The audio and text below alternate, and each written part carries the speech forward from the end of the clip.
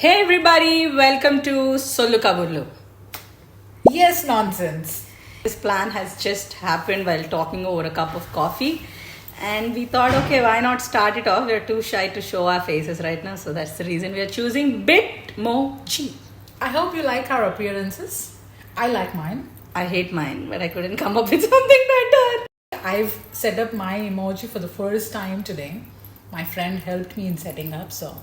Me too. This is my first time. Yeah, so our friend helped us in setting it up. Yeah, I just don't like the way my hair also looks. You guys love yourself because I heard a lot of people saying self-love is very important. What are your thoughts? I can tell you mine because a few years ago, I was a person who never dresses up. I'm like, why should I dress up? And now, if you see me and if you ask my friend, I think I've embraced self love because now I dress up for myself, irrespective of how I seem to look for others. As long as I'm confident, I think that's enough. But I think everyone should be that way, right? Yes. I think everybody should learn to dress up for themselves, not for others. I mean, it's up to you. If you don't want to dress up, that's up to you. But I think there is some sort of adrenaline rush. Adrenaline, what the heck? Adrenaline. Rush that we get when we dress up. It's so surprising that just today we were talking about it in a cafe, right? That I used to love seeing my hands whenever I got the nail art done and extensions.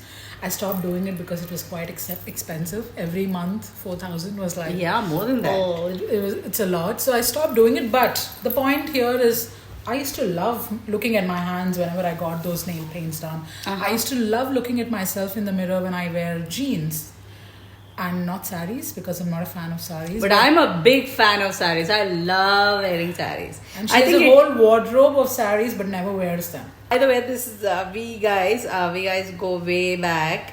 I think we guys have been friends for nearly a decade, and we guys are polar opposites. You must be knowing by now. Like, she's so sophisticated, but I'm sophisticated only when it requires. I am not a sophisticated person when I'm around you, and today is a living proof of that. We went to a cafe, and I sat cross-legged on the sofa, and my friend here kept telling me, "What are you doing? How are you sitting?" Yeah. So I'm like the last sophisticated person, especially when I'm around you. Now that I think of it, I think she picked up this habit not from me. I think from somebody else because she's got other friends who are who sit cross-legged, I guess, in the restaurants. Yeah. But in your life experience, did you have anybody that you were really close to and then suddenly you stopped talking?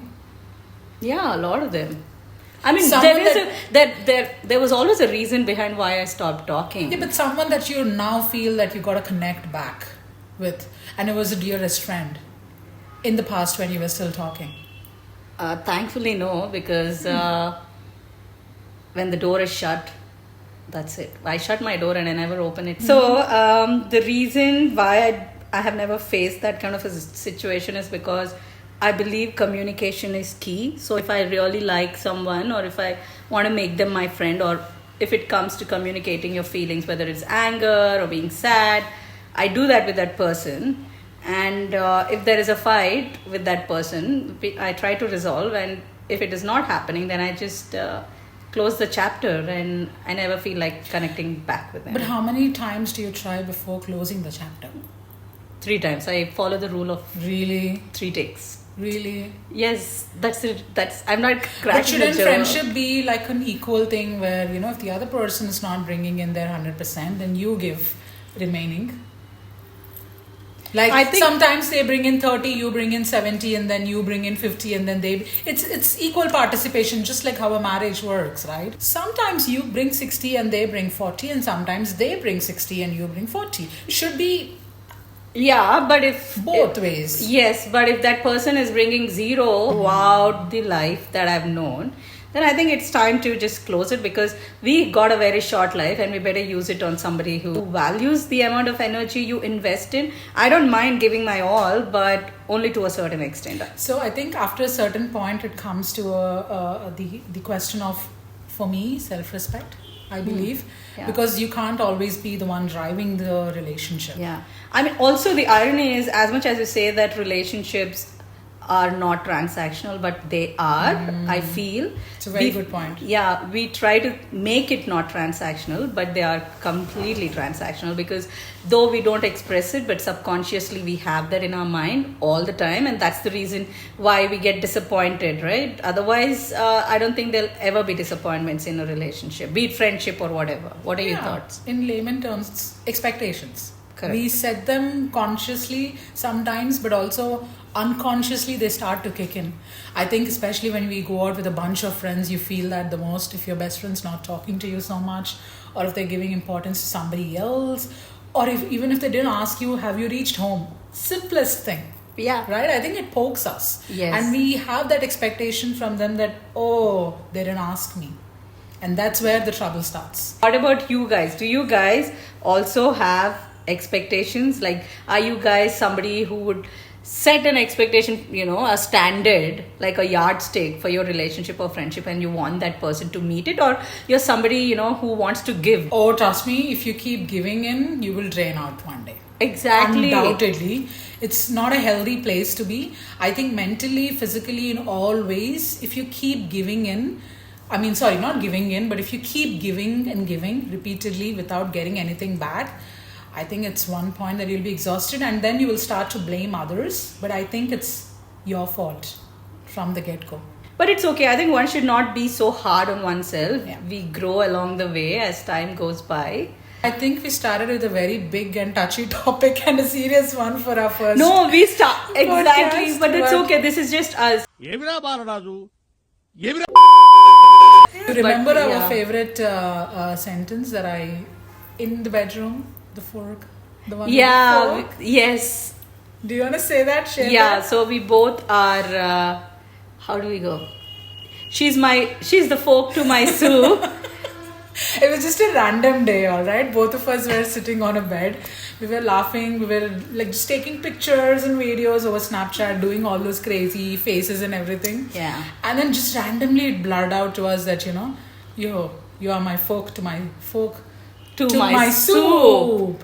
And then And she's the oh, eraser God. to my pen. Oh, yeah. Then there was something else. I think some sauce to my idli or something. I Something don't know. bizarre But yeah, like so that. basically we are two weirdos. So it's not just serious talk that happens between us. We Yeah. do all sorts of crazy. So. Crazy things. I think we're just trying to make ourselves sound really wise, because we're scared. I am scared. I don't know about her, but I'm scared. Oh, my palms are sweaty. You have absolutely Mine no too. clue. I think we've committed a lot of grammatical mistakes and all of That's that. all right. But that's okay, because this is our first podcast, and please cut us some slack, guys.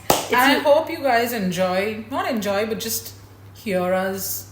If Yeah. you don't like it too, I think you should still maybe hear us or just Yeah. drop in your comments on or feedback. Yeah, basically the reason behind starting this one is, like we've been going through a lot of tough situations in our lives, and we decided to do something that is therapeutic to us as well. And that's when we realized that not just us, everybody is going through a difficult situation. So we just thought, why not talk about everything and anything, and who else would be better than my best friend? And some unknown audience. Yes. Now that I complimented her, I think she has to buy me my favorite drink, which is Mogu Mogu. I thought it was Java Choco Chip.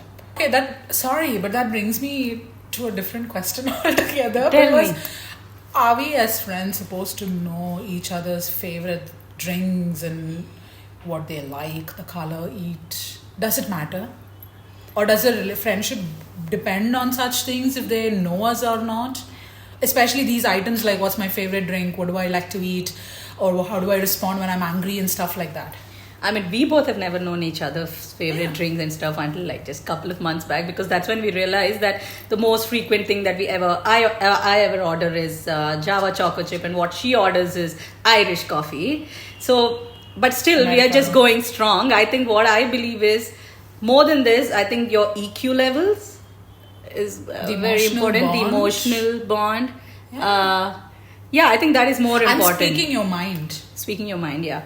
Yeah, and also I think more than this, a friend who fills in your gaps is the one that should be kept. Need not know your likes and dislikes, but if she knows, if she's able to understand what you're going through, and if she's there in every step of the way, I think that's more important.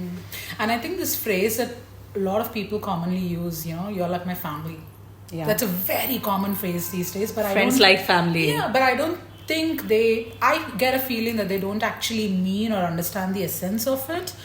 For me, when I call someone family, it's like I can be raw. Honestly, like how I am around my father or my mother or my siblings, pretty raw. I don't need to act. I don't need to put up a filter to what I'm speaking or how I'm dressing up and stuff like that. I think if you find a friend as such, where you can be raw, that's when you call them family. Yeah. So have any one of you got a friend who accepts you for the way you are? Like, I'm not kidding. Like, who knows the entire deep dark secret, not just a half of it, but she knows all of your dark secrets. I mean, he knows or she knows, and yet accepts you for who you are. Have you got a friend like that? God, I'm getting all sorts of questions when you're talking, because you just said he or she, and then I'm like, can a guy and a girl be friends? Okay. But maybe that's for another day. Exactly. So true. I'm so glad we had just stuck to time. We finished our first episode. Claps to ourselves. See you, and let's continue on the topic. Can a boy and a girl be best friends? Good job. See you guys. Adios, amigos. చాలా ఉన్నాయి ఇంకా దాచాం కుప్పలు కుప్పలుగా